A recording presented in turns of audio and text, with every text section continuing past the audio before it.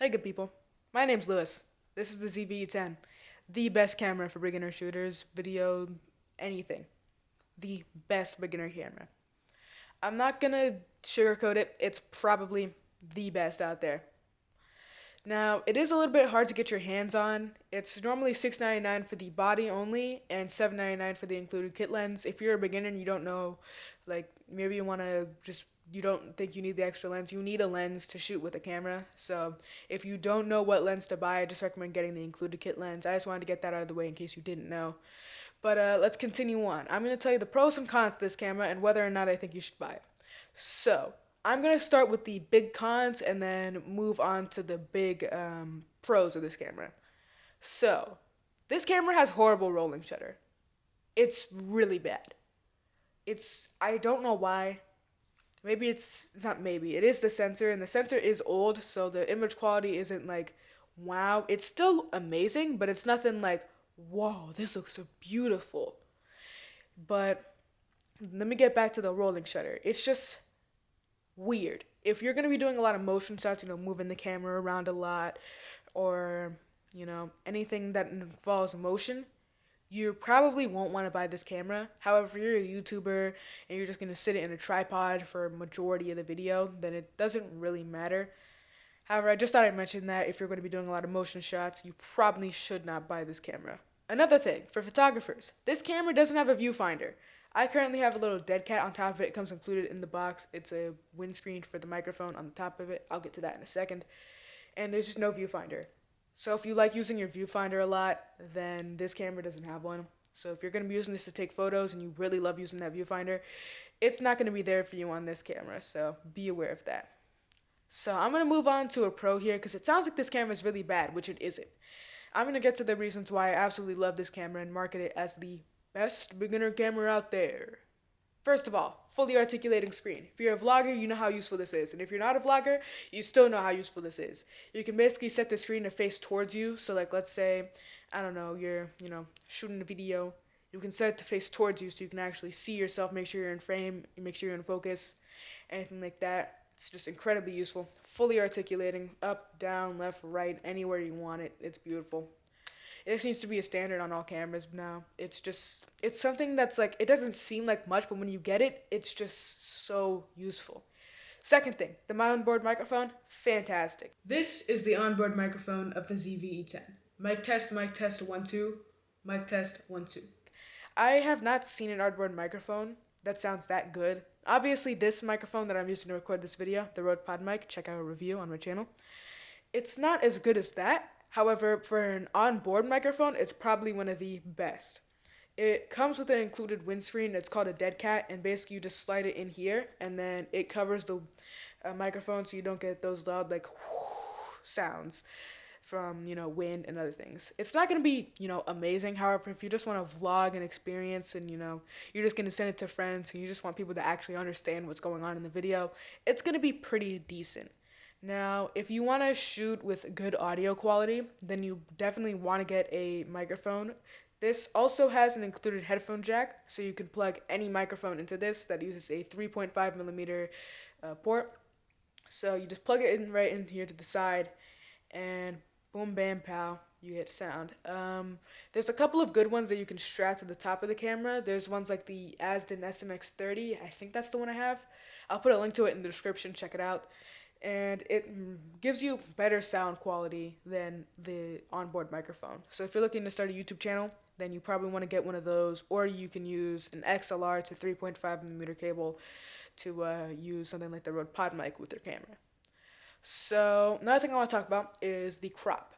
This camera crops when shooting at 4K 30 or 1080p 120. It doesn't crop while shooting at 4K 24, so you don't have to worry about that. However, if it does crop at 4K 30 and 1080p 120. Now, I don't know why, if it doesn't crop at 4K 24, why would it crop at 4K 30? Maybe it's just a little too much, but it does, so I thought I'd mention that.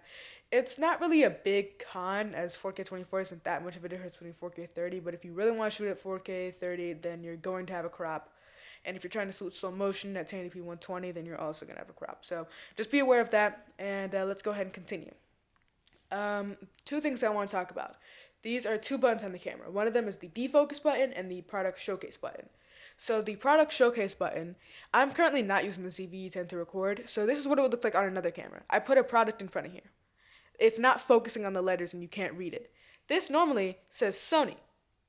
This doesn't say anything because you can't read it. However, on the ZV-E10, if I put that same thing in front of it, it will focus on it instead of my face. So if you're a makeup artist, you know how useful this is because you keep trying to put something in front of the camera, it's just not focusing for any reason.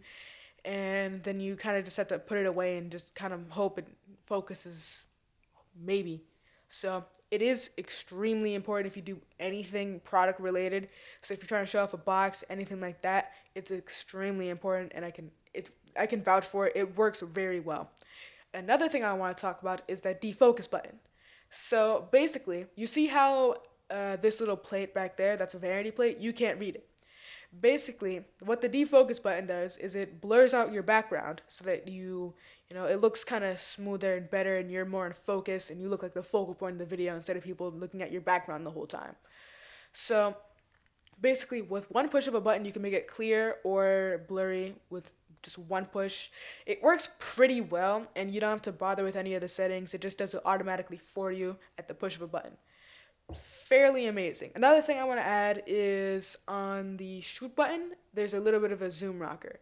See, you see how it's not focusing on the camera and it's focusing on my face? That's why you should get the ZV, because you don't have to deal with that anymore.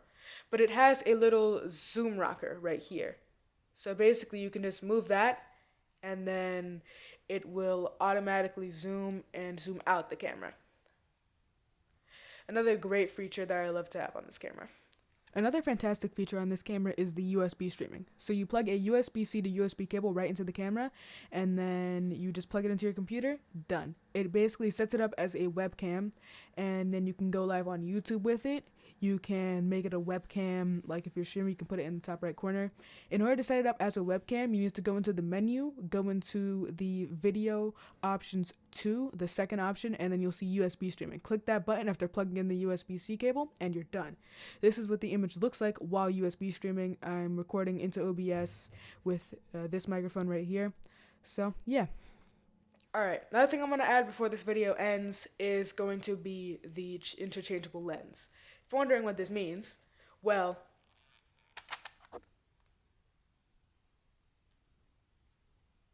no more stagnant lens like on the ZV-1. You can swap this with any aftermarket lens. The one that I use personally is a Tamron 35mm f2.8, and it's one of those features that just like, you don't know that you need it. You think, oh, I can use the standard lens, it'll be fine. Until you want to upgrade later down the line, and then you realize that you can't, and you just have to get rid of the whole camera because you can't upgrade the lens. So if you're looking to another option for the ZV-1, this is probably going to be your next best bet. $6.99 for the body only, $7.99 for the kit lens. Remember, you do need a lens to actually use the camera. You can't use the camera without a lens. So you need to have either a lens planned. If you're going to buy the body only, you need to have a lens ready to use. So that's about everything that I want to talk about for this video. If you enjoyed, leave a like and subscribe, and I'll catch you on the flip side. Peace.